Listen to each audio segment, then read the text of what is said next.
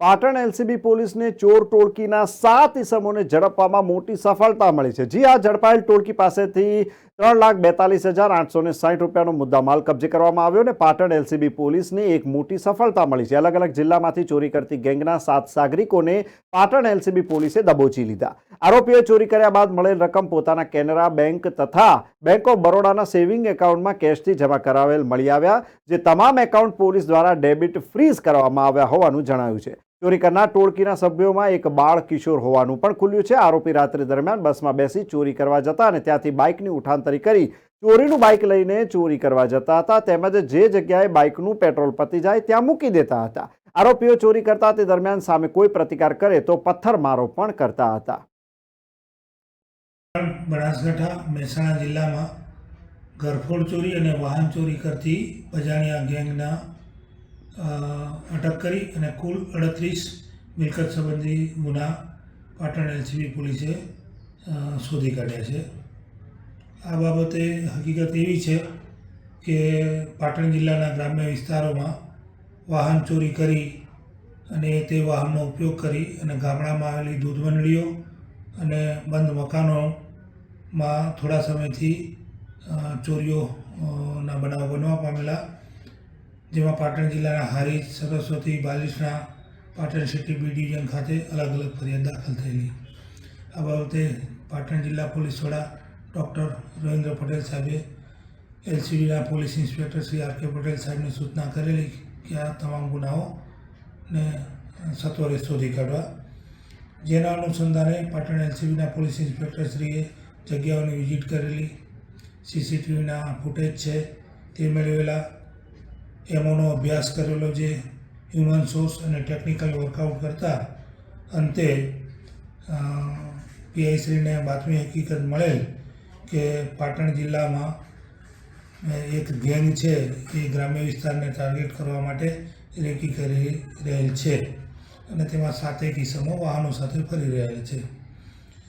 જેના અનુસંધાને ગઈકાલે ખોડાબા હોલ જે પાટણમાં આવેલો તેના નજીકથી એક છકડો રિક્ષામાં કુલ 7 ઇસમોને અટક કરી અને તેમની પાસેથી કુલ 3,42,000નો અલગ અલગ દાગીનાનો મુદ્દામાલ મળી આવેલ, જેથી 41 વંડી કરીને તમામની ધરપકડ કરેલ।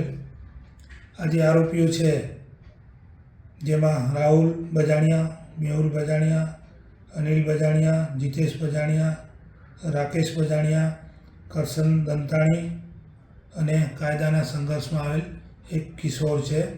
આ તમામ હિંમતનગર, વિજાપુર અને મહેસાણાના રહેવાસીઓ છે। આવા જે આરોપીઓ છે એ એમની એમો છે એ એક યુનિક એમોથી આ ચોરીઓને અંજામ આપતા કે રાત્રિના સમયે બસોમાં બેસી અને મહેસાણા, પાટણ અને બનાસકાંઠા જિલ્લાના ગામડાઓમાં લોકો જતા અને તેમની પાસેની માસ્ટર જે ચાવી રહેતી તેનાથી તેઓ કોઈ મોટરસાઇકલની વગેરેની ચોરી કરી અને લોખંડના કોસનો ઉપયોગ કરી દૂધ મંડળી અને ઘરોના તાળા તોડી અને ઘરફોડ ચોરીઓ કરતા। ત્યારબાદ જે વાહન ચોર્યું છે એમણે એનું પેટ્રોલ ખતમ થઈ જતાં એને બિનવારસી જગ્યાએ મૂકી દેતા અને ચોરી કરતી વખતે જો તેમનો કોઈ પ્રતિકાર કરે તો તેમની ઉપર પથ્થરમારો કરી અને ડર ફેલાવતા અને પોતાની ઓળખ છતી ન થઈ જાય એના માટે તે હિન્દી ભાષાનો ઉપયોગ કરતા અને તેમને પહેરેલા જે કપડાં છે એ ચોરી કર્યા બાદ અવાવરૂ જગ્યાએ ફેંકી દેતા અથવા તો સળગાવી દેતા અને આજુબાજુ ખુલ્લી જગ્યાઓમાંથી કોઈ કપડાં મળી આવે તો એ કપડાં એ પહેરી લેતા। આજે અટક કરેલા આરોપી છે એમને છેલ્લા 6 મહિનામાં ઉત્તર ગુજરાતના પાટણ, મહેસાણા, બનાસકાંઠા જિલ્લામાં મોટરસાઇકલની 13 ચોરી અને ઘરફોડની 25 ચોરીને અંજામ આપેલો છે। અને જે આરોપીઓ છે એમનો ગુનાહિત ઇતિહાસ છે। લગભગ દરેક આરોપી વિરુદ્ધ 10/11 ગુના મિલકત સંબંધી ગુના દાખલ થયેલા છે। ત્યારબાદ આમણે ચોરી કર્યા બાદ રોકડ રકમ છે પોતાના ખાતામાં જમા કરાવેલ, જે ખાતાઓ પણ ફ્રીઝ કરવાની કાર્યવાહી કરવામાં આવેલ છે અને જે 13 મોટરસાયકલો બિનવારસી મળી આવેલા છે એ તેના મૂળ માલિકને પરત કરવામાં આવેલ છે.